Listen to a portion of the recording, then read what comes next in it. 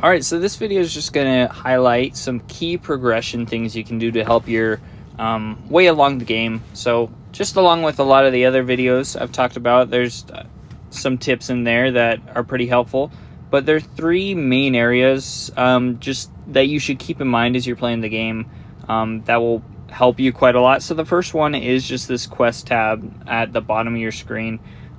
Just your daily, weekly, monthly quests. In general, you want to try and complete all these. It's not like you're doing anything out of the ordinary here. There's like purchase a thing in the market. I mean, that's going to cost you a couple hundred gold, really. I mean, if there's a certain piece of equipment you find you like here or whatever, or you can just buy a unit token. But there's, perform an artifact upgrade. There's the win campaign battles. These are all things you should basically be doing every day. But just getting the additional gems, and then you get a stamina refill. So even if you weren't intending on playing in the campaign, you basically get all the energy, all the stamina back up here just from completing that. And then along with that, you do have your weekly quests. So you do certain things, you'll get a bunch of experience, elite unit token, and then you have your monthly quests. So if you do all these things, part of which is completing daily quests for 30 days, but you can get a premium unit token, which is pretty valuable. If you were to try and summon something using a premium unit token, you're 750 gems, so there is good value there.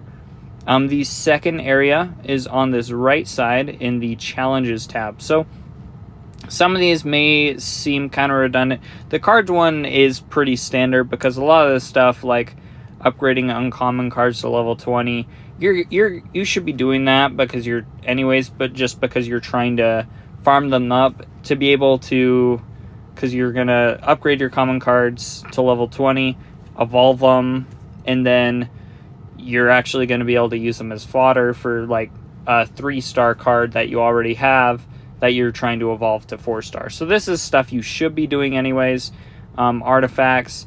This part might seem a little redundant, like collect 4 artifacts with 2 stars from like the campaign stage 4-7. Same with these other ones, just because it's like, well, do I really need all these artifacts that are lower star level?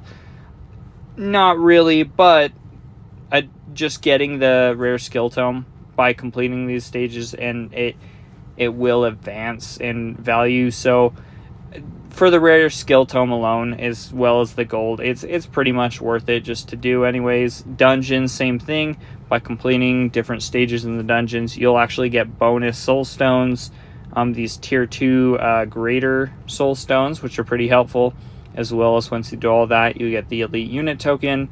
Same with the arena, similar thing, you get gems, which is always nice. And then the final section is just this little mission tab up at the top. There's 3 parts to it.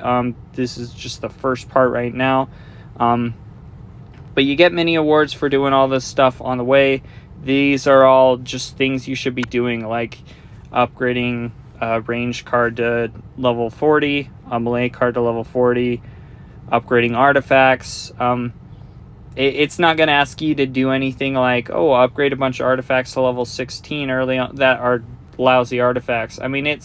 These are things that are natural in the game progression, but that you will get rewarded pretty well for. You complete this first part, you get another premium unit token that's worth about 750 gems and can be really useful for unlocking just units that would be otherwise harder to get. So you get a 4 or 5-star guaranteed epic or legendary unit. Pretty valuable, can help a lot in growing your team. But let me know if you have any questions or if there's anything else I can help with. Thanks for watching.